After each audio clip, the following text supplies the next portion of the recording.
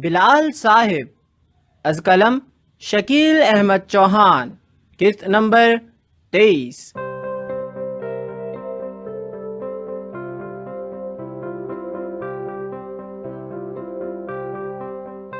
नहीं, वो नमूना नहीं है। उसे रात की रानी की खुशबू बहुत पसंद है, इसलिए टेरेस का दरवाजा खोल देता है। उसके टेरेस के 2 बड़े बड़े गमलों में रात की रानी लगी हुई है। तुम जल्दी से तैयार हो जाओ, तोशी ने हुक्म सादिर किया। तैयार तो हूँ, नौशी ने कपड़ों की तरफ इशारा करते हुए जवाब दिया। आज तुम मेरी मर्जी का लिबास पहनोगी, तोशी ने फिर से हुक्म सादिर किया। ये पहनो, ये वाला। वो उठी, वार्डरोब से कपड़े निकालकर उसके सामने बेड पर रख दिए। मगर हम कहाँ जा रहे हैं? नौशी तशवीश से पूछ रही थी। वॉर मूवी देखने। डन डन डाडा डाडा। तोशी ने अपने बैग से 3 टिकटें हवा में लहरा दी। मैं और आप और वो। तोशी शरारती अंदाज में बोली। वो कौन? नौशी भोली बच्ची बनी पूछ रही थी। वो होठों की सीटी बनाकर बोली। रात की रानी वाला राजा, बल्कि जीजा जीजा जीजा। सच कहूँ तो मैं आज बहुत खुश हूँ, तुम्हारे और बिलाल के लिए। वो बेड पर सीधी लेट गई और अपने दोनों हाथ अपनी छाती पर रखे अपने दिल की धड़कन सुन रही थी। तुम दोनों की जोड़ी बहुत खूबसूरत लगेगी, अल्लाह नजरे बद से बचाए। नौशी अब तक सोफे पर बैठी हुई खुश हो रही थी, अपनी खुशी से ज्यादा तोशी को देखकर, जो खुशी से फूली जा रही थी। थोड़ी देर बाद वो बिलाल के कमरे के दरवाजे पर दस्तक दे रही थी। कोई रिस्पॉन्स नहीं मिला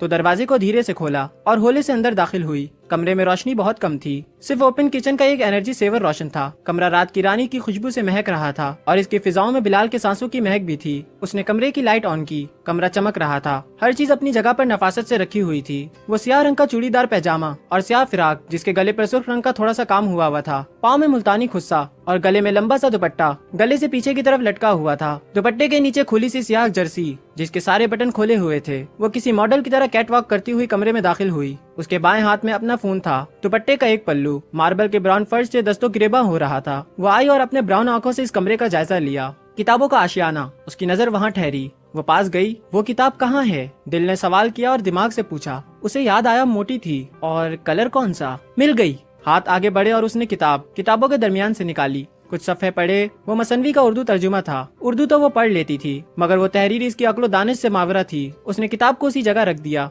वो मुड़ी और उस जगह को देखा जहाँ वो बैठा हुआ था। वो चली और उसी जगह बैठ गई, दीवान पर। उसी अंदाज में उसने गर्दन मोड़ी और अपने टेरेस को देखने लगी, मगर सी ग्रीन के पर्दों ने उसकी नजर का रास्ता रोका। वो उठी और पर्दों को पीछे हटाया, रेलिंग डोर खोला और वापस इसी अंदाज में आकर बैठ गई। फिर दोबारा गर्दन घुमाई और अपने टेरेस की तरफ देखा। वहाँ उसे कुछ नजर नहीं आ रहा था। दिमाग ने उसे बताया, नहीं नहीं, वापस देखो। फिर से उसने नजर दौड़ाई। ये वहाँ कौन है और इस तरफ क्यों? बेकरारी और यकसुई से देख रही थी। बेकरारी उसके जिस्म में थी और यकसुई नजरों में। इसने अंगुश शहादत उस तरफ करते हुए खुद से पूछा, ये कौन है? जांचती निगाहों से वो उठी और बिलाल के टेरेस पर चली गई और सामने देखने लगी। इसके दोनों हाथ सिल्वर के गोल राड पर थे, जो कि टेरेस की दीवार पर लगा हुआ था, ऊपर की तरफ। ये मैं हूँ? ये कैसे हो सकता है? मैं ख्वाब देख रही हूँ या मैं पागल हो चुकी हूँ? मोबाइल शोर मचा देता है, जो कि दीवान पर पड़ा हुआ था। वो मुड़ती है और मोबाइल की तरफ देखती है। एक नजर वापस अपने टेरेस पर। अब वहाँ कोई नहीं था। उसके कदम रुक जाते हैं। अचानक उसकी नजर रात की रानी के दोनों गमलों पर पड़ती है,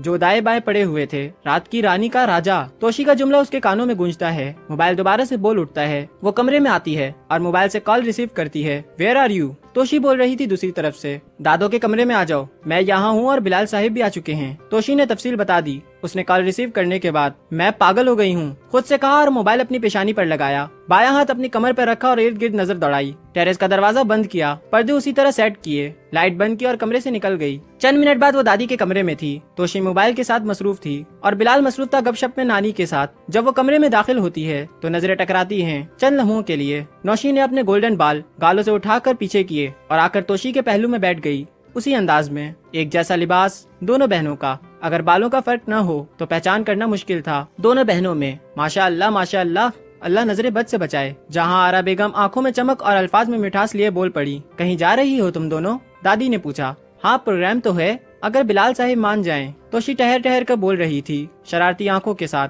बिलाल उसकी तरफ मुतवज्जा हो गया। उसने अपने बैग से टिकटें निकाली और बिलाल को आंखों से इशारा किया। मैं, आप और ये, अपने पहलू की तरफ इशारा किया। बिलाल चलोगे ना? तोशी अपनी ज़बां को तालों से लगाकर बोली। बिलाल खामोशी से उसको देख रहा था और नौशी बिलाल को देख रही थी। दादी उन सबको देख रही थी। चले जाओ बेटा, नानी ने मशवरा दिया।